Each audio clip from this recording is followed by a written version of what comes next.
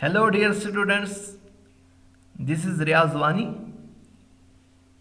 आज हम डिस्कस करने वाले हैं इलेक्ट्रोलिटिक रिडक्शन प्रोसेस को।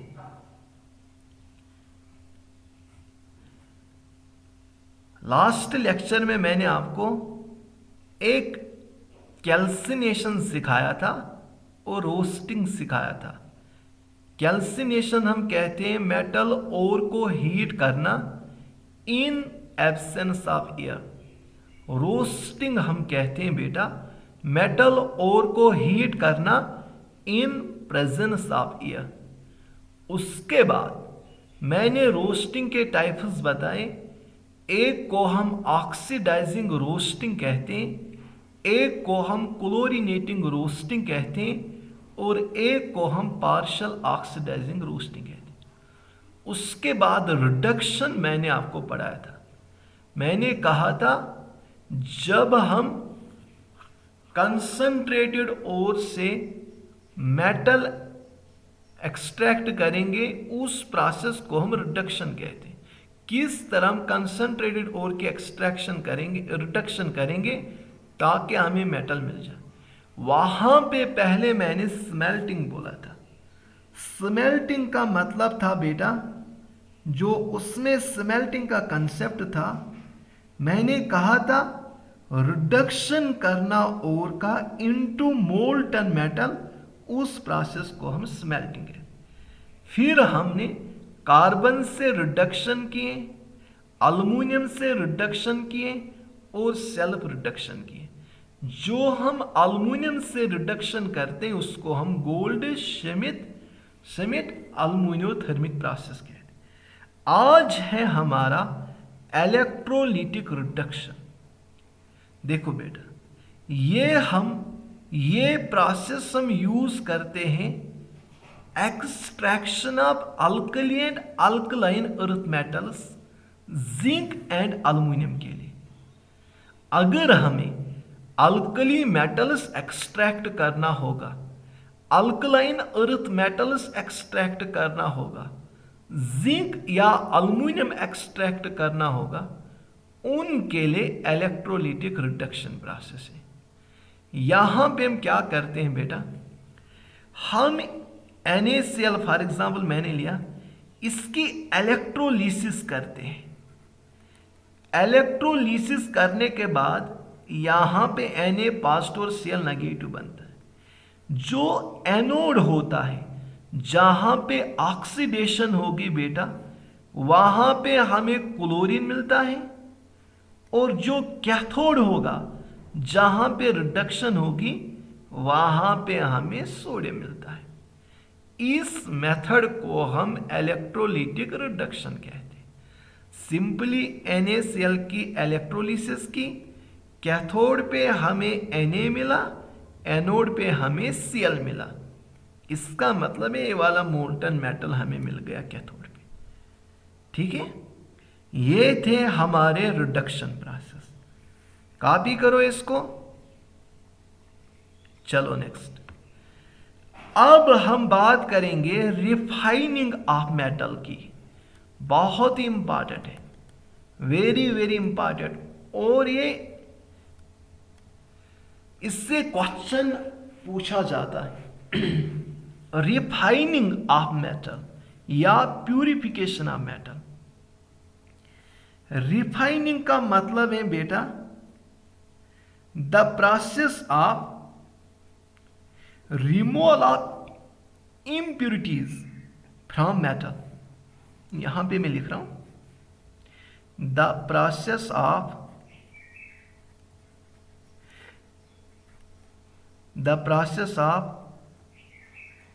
रिमूवल ऑफ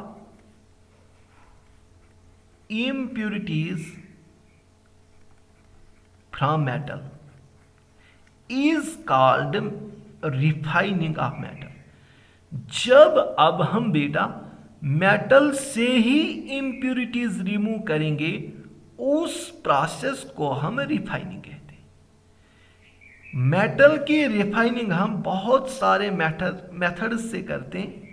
सबसे पहला मेथड है पूलिंग, उसके बाद है क्यूपलेशन, इसी तरह लिक्वेशन, इसी तरह डिस्टिलेशन। आगे और एक दो मेथड है। पूलिंग का मतलब क्या है बेटा? The molten metal is stirred with green wood poles. इस तरह मैंने कोई बीकर लिया, इसमें मैंने मेटल को रखा जो मोल्टन है, फिर यहां पे मैं एक ग्रीन वुड पोल लाता हूं, एक ग्रीन वुड का पीस लाता हूं, इसी से इस मेटल को स्टेयर करता हूं। स्टेयर करने से क्या होगा? इस ग्रीन मेटल से मीथेन रिलीज होगा, हाइड्रोकार्बन रिलीज होगा, विच बीइंग हाइड्रोकार्बन रिलीज होगा।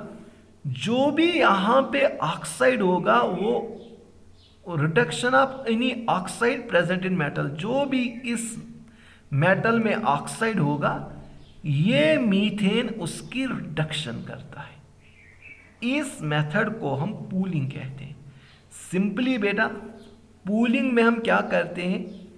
ग्रीन वुड पूल्स यूज करते हैं, ग्रीन वुड पीसेस यूज करते हैं, फ्रेश ग्रीन वुड पीसेस होने चाहिए, उनसे स्टायर करते हैं। स्टायर करने से यहाँ पे हाइड्रोकार्बन रिलीज होगा, मीथेन रिलीज होगा। जो भी इस मेटल ओर में ऑक्साइड इम्प्यूरिटी होगा वो इसको ऑक्साइड की रिडक्शन करता है बेटा।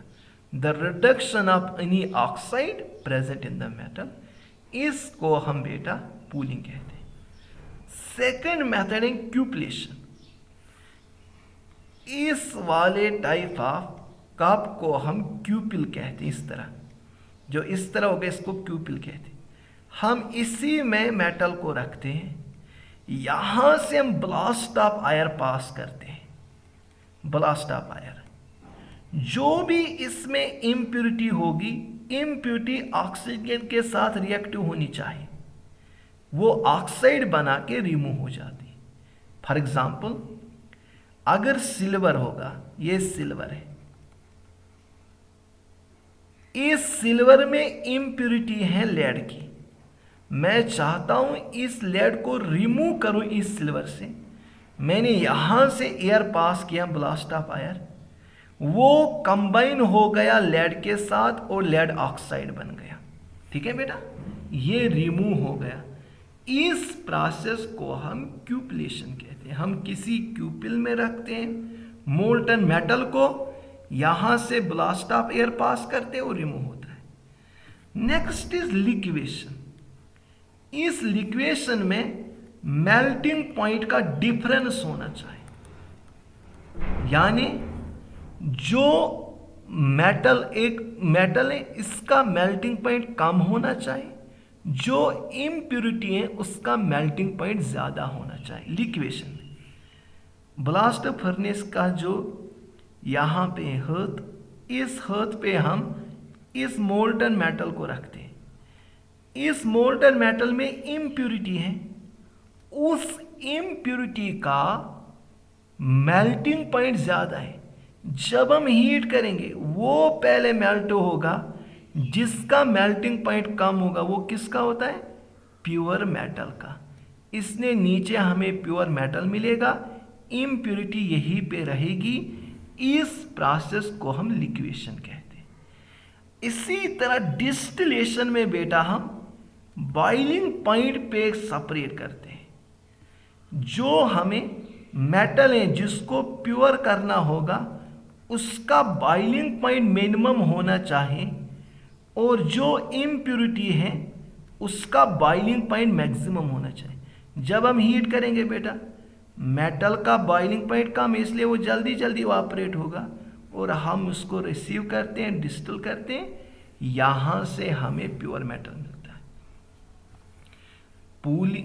रिफाइनिंग ऑफ मेटल का मतलब है बेटा, रिफाइनिंग ऑफ मेटल का मतलब है रिमूव करना इम्प्यूरिटीज फ्रॉम मेटल, से उसको रिफाइनिंग कहते हैं। सबसे पहले इसमें पूलिंग का मतलब है बेटा जब हम ग्रीन वुड पूल्स यूज करेंगे उसको हम पूलिंग कहते हैं। ठीक है, फिर एक क्यूपलेशन, अगर हम क्यूपिल यूज़ करेंगे, ब्लास्ट ऑफ एयर यहाँ से पास करेंगे, जो इसमें इम्प्योरिटी हैं वो ऑक्सीजन के साथ मिलके रिमूव हो जाती हैं और वो प्योर मैटर रहता है। लिक्वेशन में मेल्टिंग पॉइंट का डिफरेंस होना चाहिए, जिस मेटल को आप प्योर कर रहे हैं उसका मेल्टिंग पॉइंट मिनिमम होना चाहिए। डिस्टिलेशन में बॉइलिंग पॉइंट का डिफरेंस होना चाहिए, जिसको आप डिस्टिलेशन कर रहे हैं बेटा उसका बॉइलिंग पॉइंट, उस मेटल का बॉइलिंग पॉइंट कम होना चाहिए, इम्प्योरिटी का ज़्यादा, इसलिए मेटल जल्दी जल्दी बॉयल हो जाएगा और इम्प्योरिटी वहीं पे रहेगी। ठीक है, इसको कॉपी करो, बहुत ही आसान टर्म से। अब है इलेक्ट्रोलिटिक रिफाइनिंग बेटा, ये हम कॉपर, सिल्वर, गोल्ड, जिंक, निकल, क्रोमियम के लिए बेटा यूज करते हैं। इसमें हम क्या करते हैं, ऐसा मैंने बीकर लिया, यहां पे एनोड रखा, यहां पे कैथोड, एनोड बैटरी के पॉजिटिव टर्मिनल से, कैथोड बैटरी के नेगेटिव टर्मिनल से। इसको हम बेटा एनोड कहते हैं, इसको हम कैथोड कहते हैं। ठीक है, अब हम क्या करते हैं इस एनोड और कैथोड को, जो एनोड है बेटा वो हम इम्प्योर मैटर रखते हैं और जो कैथोड है वो हम प्योर मैटर रखते हैं। इसका हम थिन शीट रखते हैं, इसका हम थिक शीट रखते हैं। ठीक है, इन दो के दरमियान हम एक सॉल्यूशन रखते हैं जिसको हम इलेक्ट्रोलिटिक सॉल्यूशन कहते हैं। फॉर एग्जाम्पल, अगर ये कॉपर होगा इम्प्योर, ये कॉपर होगा प्योर, तब जो सॉल्यूशन होगी वो कॉपर सल्फेट होगी। ठीक है, तब सॉल्यूशन कॉपर सल्फेट होगी। अब देखो, जो ये एनोड वाला है उस पे ऑक्सीडेशन होती है। Anode is meant for oxidation. जब ऑक्सीडेशन होगी ये Cu+2 बनाएगा, वो नीचे सॉल्यूशन में होगा। और जो कैथोड है, कैथोड पे रिडक्शन होती है। ठीक है, रिडक्शन का मतलब ये Cu+2 2 इलेक्ट्रॉन गेन करेंगे और कॉपर पे आएंगे। इसका मतलब यहां से कॉपर जो भी इम्प्योरिटी है वो नीचे रहती है, उस इम्प्योरिटी को हम एनोड मड कहते हैं, वो नीचे रहे। और कॉपर यहां पे आ गया, इम्प्योरिटी यहीं पे रह गई, वो कॉपर+2 गेन करने के बाद, 2 इलेक्ट्रॉन गेन करने के बाद वो कॉपर बनेगा और इस पे ऐड होगा। इसका मतलब यहां से हम जो प्योर चीज है वो इसके ऊपर ऐड कर रहे हैं और जो यहाँ पे इम्प्योरिटी है वो नीचे रहती है, जिसको हम एनोड मड कहते हैं। ठीक है, ये था हमारा इलेक्ट्रोलिटिक रिफाइनिंग।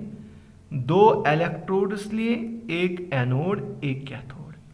एनोड बैटरी के पॉजिटिव के टर्मिनल के साथ होता है, कैथोड बैटरी के नेगेटिव टर्मिनल के साथ होता है। एनोड पे ऑक्सीडेशन होती है, कैथोड पे रिडक्शन होती है। एनोड वो रखते हैं हम जो इम्प्योर मेटल होगा, कैथोड वो होता है जो प्योर मेटल होगा। इस पे बेटा ऑक्सीडेशन होगी, इस पे बेटा रिडक्शन होगी। ठीक है ना, अब यहां से क्या होगा, ऑक्सीडेशन, एनोड पे ऑक्सीडेशन होगी, यानी Cu ब्रेक होगा Cu+2 में और 2 इलेक्ट्रॉन, ये बेटा एनोड पे होगा। कैथोड पे क्या होगा, रिडक्शन होगी, जो कैथोड है रिडक्शन होगी, Cu+2 2 इलेक्ट्रॉन गेन करेगा और Cu बनेगा। इसलिए यहां पे इंक्रीज हो रहा है, ये तो विद टाइम डिक्रीज होता जा रहा है। ठीक है ना, इसको हम इलेक्ट्रोलिटिक रिफाइनिंग कहते हैं। नेक्स्ट, अब ये मॉन्ड्स प्रोसेस देखो हम क्या करें। मैंने निकल लिया, ये इम्प्योर है, इसकी रिएक्शन मैंने कार्बन मोनोऑक्साइड के साथ की, ये निकल टेट्रा कार्बोनाइल बन गया। जब मैं इस निकल की रिएक्शन कार्बन मोनोऑक्साइड के साथ करता हूं, निकल टेट्रा कार्बोनाइल बनने के बाद जो भी निकल में इम्प्योरिटी थी वो रिमूव होती है। फिर हम इसको वापस से ब्रेक करते हैं, यहाँ पे हमें निकल मिलता है, ये निकल अब प्योर है, ये पहले इम्प्योर था। इस प्रोसेस को हम मॉन्डस प्रोसेस कहते हैं। वही लिखा है, निकल प्यूरिफाइड हुआ है बाय दिस मेथड। इम्प्योर निकल को हम ट्रीट करते हैं with carbon monoxide at 60 to 80 degree centigrade. जब वोलाटाइल कंपाउंड बनेगा निकल कार्बोनाइल, ये वाला निकल कार्बोनाइल को हम डिकम्पोज करते हैं 180 डिग्री सेंटीग्रेड पे, हमें प्योर निकल मिलता है और साथ में कार्बन मोनोऑक्साइड। इसी तरह अगर हम टाइटेनियम होगा, इसकी रिएक्शन हम क्लोरीन के साथ करते हैं, आयोडीन के साथ, ठीक है। यहां पे TiI4 बनेगा। उसके बाद वोलेटाइल कंपाउंड बनने के बाद जब हम इसको डिकम्पोज करेंगे, ये Ti प्योर बनेगा। इस प्रोसेस को हम वन अर्कल डिबोर प्रोसेस कहते हैं या सिंपली वन अर्कल प्रोसेस कहते हैं, ठीक है। अब लास्ट प्रोसेस बचा हुआ है बेटा, जिसको हम जोन रिफाइनिंग कहते हैं या फ्रैक्शनल क्रिस्टलाइजेशन कहते हैं। ये प्रोसेस इंपॉर्टेंट है और हमारा लास्ट प्रोसेस है। इसके साथ ही हमने इस चैप्टर के सारे टर्म्स को कंप्लीट किया है जो आपके बोर्ड में पूछे जाए। देखो क्या होता है, देखो बेटा क्या होता है। आपने देखा होगा पहले चाइनीज के फोन आते थे, वो 3000 में मिलते थे, जो एप्पल वाले 2 लाख में देते थे। जो एप्पल के फोन थे बेटा वो 2 लाख में आते थे और चाइनीज के फोन 3000 में आते थे। वही कॉन्फ़िगरेशन, वही रैम, वही राम, सब कुछ सेम है, लेकिन फिर क्यों इतना महंगा है? एक्चुअली क्या है बेटा, इन चाइनीज फोन में इम्प्योर सेमीकंडक्टर यूज हुए थे, इम्प्योर सेमीकंडक्टर। इस वाले केस में प्योर सेमीकंडक्टर यूज हुए, इसलिए ये वाले फोन हीट अप नहीं होते थे, ये वाले फोन हीट अप होते थे। एप्पल को छोड़ो, हम सैमसंग की बात करेंगे, ठीक है ना। उस टाइम सैमसंग के फोन थे। अब इस इम्प्योर सेमीकंडक्टर से इम्प्योरिटी रिमूव करने के लिए हम जोन रिफाइनिंग को यूज करते हैं या फ्रैक्शनल क्रिस्टलाइजेशन को यूज करते हैं। इसलिए it is used silicon, gallium, germanium etcetera, जो हम यूज करते हैं सेमीकंडक्टर, उन्हीं को हम प्योर करते हैं इस मेथड से, और हाईली प्योर मेटल ऑब्टेन होते हैं। अब यहाँ पे क्या है, अब इसमें क्या है, देखो बेटा, जो इम्प्यूरिटी है, इम्प्यूरिटीज हैं, वो लिक्विड स्टेट में रहना चाहते हैं, क्योंकि वहां पे उनको अच्छी तरह से फ्रीडम मिलती है मूव होने के लिए, ठीक है। वो लिक्विड स्टेट में रहना चाहते हैं एज कंपेयर टू सॉलिड में, ठीक है। ये मेथड जो है, it is based on difference in solubility of impurities in molten, moult का मतलब metal, and solid state. Moult state या मेटल स्टेट में जो लिक्विड वाला स्टेट होता है, इसमें इम्प्यूरिटीज ज्यादा पसंद करते हैं रहने को एज कंपेयर टू सॉलिड में। अब हम क्या करते हैं, ये कोई मैंने शीट लिया है इम्प्योर मेटल का, यहां पे मैं हीटर यूज करता हूं जो मूवेबल हीटर होगा। अब इस मूवेबल हीटर को मैं यहां तक लाऊंगा, ये वाला मेटल मेल्ट हो जाएगा और इम्प्यूरिटीज इसी की तरफ भागेगी, इम्प्यूरिटीज यही तरफ भागेगी। तो ये यहां पे मैं दिखा रहा हूं बेटा, मैंने यहां पे पहले हीटर रखा था, ये हीटर है मूवेबल हीटर। जब मैंने इसको यहां पे रखा था, तब इम्प्यूरिटीज भी यहीं पे रहनी चाहेगी। सर क्यों ऐसा है, क्यों इम्प्यूरिटीज यहां पे रहना चाहती हैं?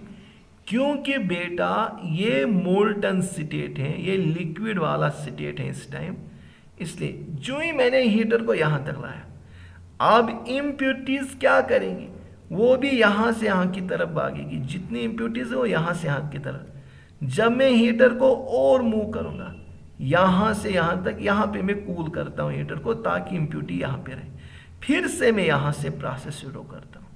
इसी तरह इसको रिमूव कर कर करके यहाँ पे जो भी इम्प्यूरिटी वो सारे रिमूव हो जाएगी।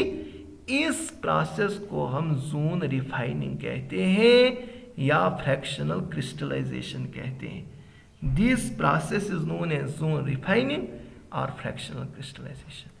A movable heater is fitted around the rod of metal. The heater is slowly moved across the rod. The metal melts at the point of heating. जहां पे हीटर होगा वहां पे मेटल मेल्ट करेगा। As heater moves on from one end of the rod to another end, वो क्या होगा, जो प्योर मेटल है वो क्रिस्टलाइज होगा, while impurities pass on the adjacent melted zone. वो आगे आगे जाएगी impurities, हीटर को आप आगे ले जाओगे वो आगे जाएगी। इस मेथड को हम जोन रिफाइनिंग कहते हैं और फ्रैक्शनल क्रिस्टलाइजेशन कहते हैं। Thank you very much. ये है हमारा। अब आप इसमें ओर्स आप कॉपर, सिल्वर, कुछ एलिमेंट के ओर्स आप याद रखना है, ठीक है ना। कौन कौन से ओर्स हैं बेटा। Thank you for cooperation. साथ साथ में रिवीजन करो, नोट्स बनाओ अच्छी तरह से। Thank you very much.